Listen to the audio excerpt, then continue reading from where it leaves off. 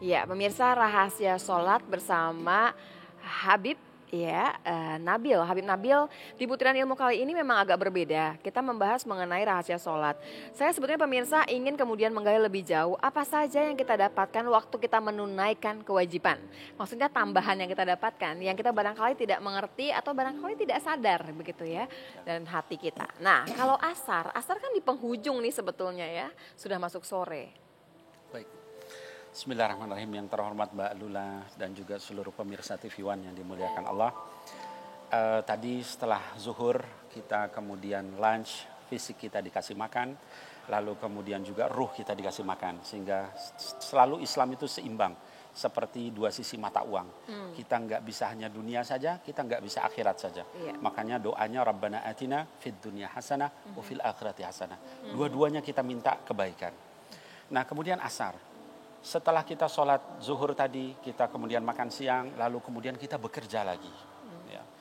Nah ketika bekerja lagi, selalu kalau kita misalnya mungkin Mbak Lula seringkali seminar atau apa, itu ada yang namanya break, gitu kan, break snack. Jadi istirahat. Kenapa ada break? Karena otak kita, fisik kita nggak bisa diforsir terus begitu. Walaupun kita sudah berhenti di makan siang, tapi tetap saja tuh ada waktu-waktu kita udah mulai penat lagi nih ya. Makanya disediakan makanan kecil. Nah maka kemudian di dalam Islam begitu juga. Saat orang break, saat dia istirahat sejenak itu, dia juga ingat sama Allah Subhanahu Wa Taala. Balik lagi bahwa maka dia ibadah lagi sama Allah Subhanahu Wa Taala. Si akal dan si hati ini tetap mesti juga refreshing. Tapi siapa yang pertama kali melakukan yang namanya sholat asar ini? Oh iya baik, ya makasih banyak Mbak Lula. Jadi Bismillahirrahmanirrahim. Tadi kita ketahui bahwa ibadah salat zuhur itu adalah Nabiullah Ibrahim alaihissalam. Nah sekarang asar. Yang pertama kali melakukan salat asar dalam hadis dikatakan adalah Nabiullah Yunus alaihissalam. Kenapa begitu? Kita ketahui bahwa di dalam sejarah beliau itu diberikan cobaan, yaitu ditelan oleh ikan. Ya karena dia meninggalkan kaumnya, dia nggak sabar dengan kaumnya, dia marah sama kaumnya, lalu dia pergi, dia tinggalkan. Lalu Allah pun marah sama dia. Lalu sebagai dai nggak boleh begitu, harus sabar sama umat, nggak boleh marah-marah, gitu ya.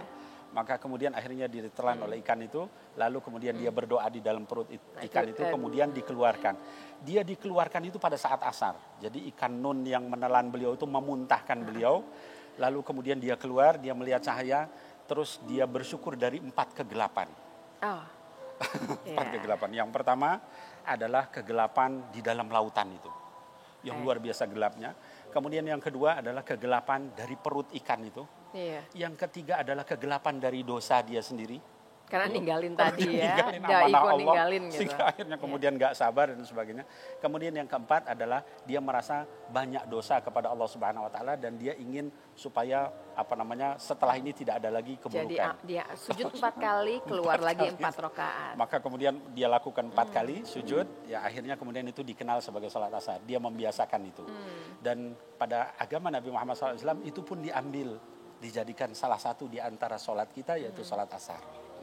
Jadi tadi saya katakan seluruh nabi itu agamanya dirangkum oleh Nabi Muhammad SAW. Disempurnakan ya, jadi bulat bungkusannya ya. Betul. Nah, Habib saya masih penasaran sama asar ini, karena salah satu waktu di mana doa itu ijabah adalah Jumat setelah masuk waktu asar sebelum maghrib sebetulnya. Berarti kan asar ada sesuatu yang sempurna dari asar ini. Betul sekali.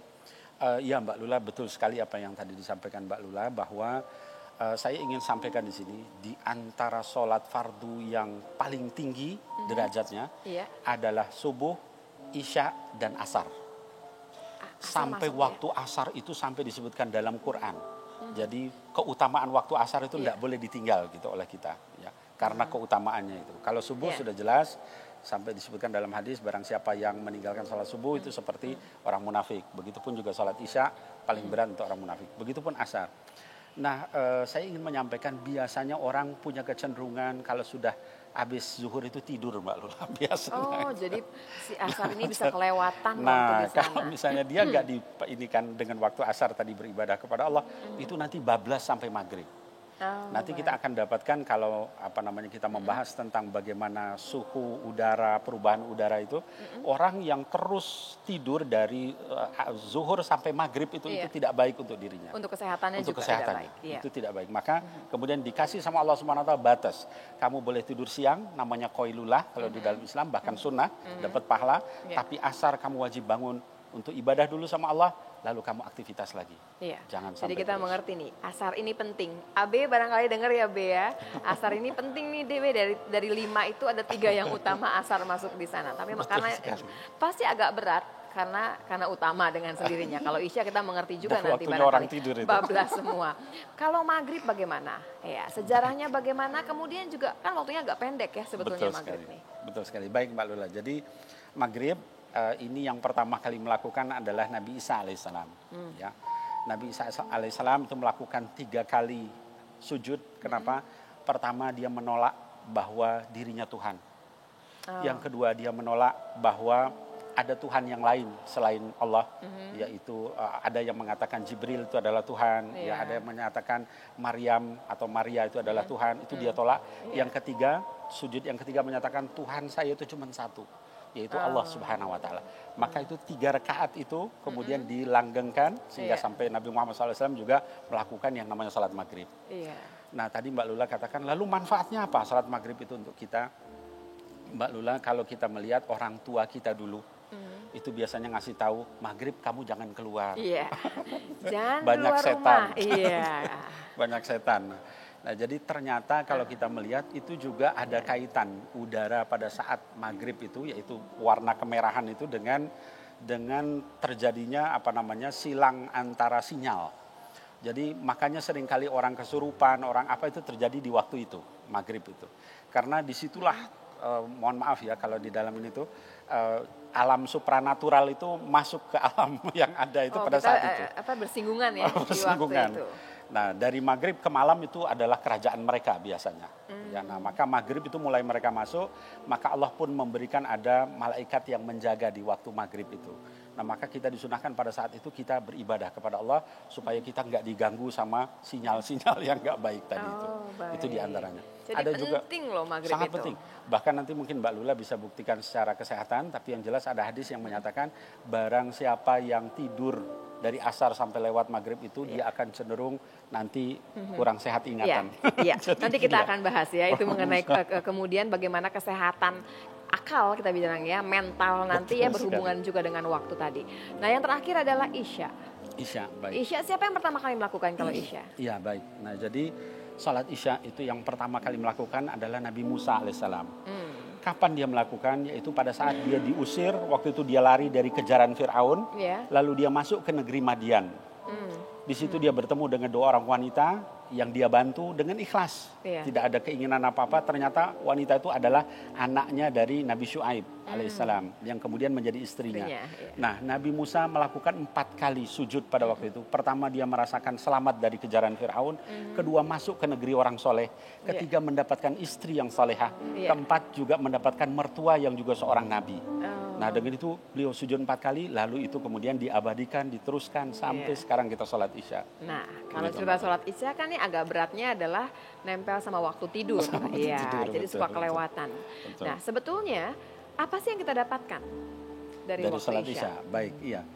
Jadi begini Mbak Lula, biasanya kalau kita yang ngantor, kita yang belajar, kita yang kuliah, kita yang apa, itu waktu-waktu maghrib kita masih di jalan biasanya. Ya.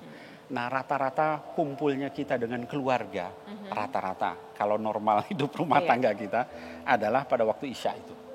Jadi waktu yang disebut kalau di dalam siarannya TV One atau apa disebut prime time. Waktu-waktu di mana itu semua orang duduk di situ. Nah saat kita kumpul dengan keluarga, saat kita pulang dari masing-masing aktivitas di jalan tadi yang melelahkan tadi, itu diminta kita kumpul itu pertama ibadah kepada Allah dulu.